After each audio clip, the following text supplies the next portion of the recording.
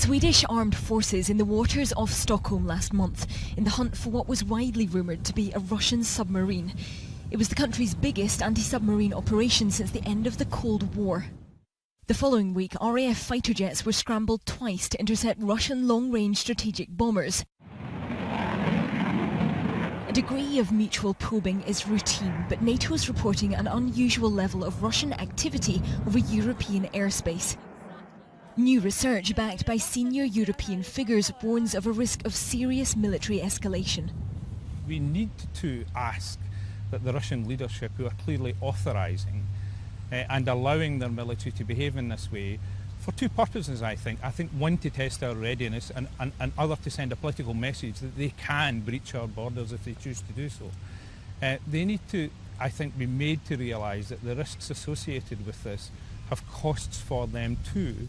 A study by the European Leadership Network details more than 40 close military encounters over the last 8 months.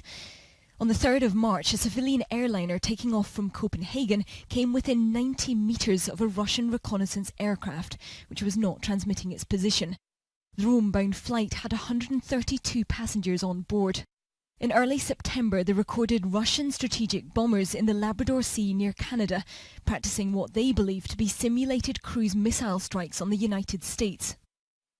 On September 17th, 2 Russian aircraft violated Swedish airspace in what the country's foreign minister described as the most serious aerial incursion in years.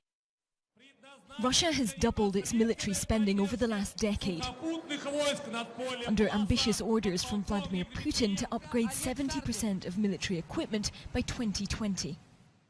That military spending has been matched by a surge in patriotic rhetoric here, particularly since the annexation of Crimea in March. That was genuinely popular in Russia, and for all of the international condemnation, President Putin's approval rating remains well over 80%.